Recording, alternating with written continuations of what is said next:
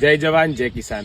ગઈકાલે ડુંગળીનો વિડીયો બતાવ્યો હતો તો ડુંગળી બહુ સારી હતી, અમને પણ આશા હતી કે ડુંગળી બહુ સારી થશે। આજે રાત્રે વરસાદ પડ્યો એમાં કિનલબેન બતાવો, લગભગ અમારા ડીસામાં 4-5 ઇંચ વરસાદ વરસ્યો છે, તો જેના કારણે ડુંગળીના પાક, શાકભાજીના પાક ને બટાકાના પાકને મોટું નુકસાન છે, મગફળીના પાકને પણ મોટું નુકસાન છે, દરેક પાકની અંદર ખૂબ મોટું નુકસાન છે।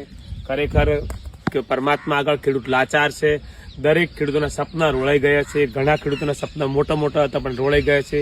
દરેક પત્રકાર મિત્રોને પણ વિનંતી કરું છું વિડીયોના માધ્યમથી કે આ જેટલું નુકસાન બનાસકાંઠામાં થયું છે આ કમોસમી વરસાદથી એ સરકાર સુધી પહોંચે અને બતાવજો, જેથી કરીને એમને ખબર પડે। તાત્કાલિક ધોરણે એમના જે વિડીયો છે એ બતાવજો।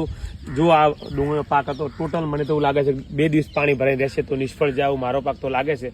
તો અમારા બટાકાના આ વખતે જેના મોઘા બિયારણ 1500-2000 રૂપિયે બિયારણ લાવ્યું, 1850-2000 રૂપિયા અમે ખાતર લાવ્યું છે, અને બટાકા હવે કટિંગ કર્યા પછી વરસાદ અચાનક આવ્યો છે તો મને એવું લાગે છે કે 10 દિવસ બટાકા વવરાય એવું લાગતું નથી આ વિસ્તારમાં, ડીસા પંથકમાં।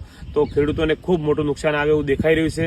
તો હું પણ ભગવાનને પ્રાર્થના કરું છું કે ભગવાન હવે તો ખમૈયા કરો। ખરેખર ચોમાસું બગાડ્યું છે, ઉનાળું બગાડ્યું છે, ને હવે શિયાળો તો કરવા દો, નહીતર ખરેખર અમે ખોટું કર્યું છે, મનુષ્ય ખોટું કર્યું છે, પણ પશુ પંખીએ ખોટું નહીં કર્યું હોય, ઢોર ઢાંખરે ખોટું નહીં કર્યું હોય। માટે અમે લાચાર છીએ, હું પણ અમારા ખેડૂતોની સાથે છું અને ભગવાનને પ્રાર્થના કરું કે વરસાદ રહી જાય અને ખેડૂતોને સારા પાક થાય એવી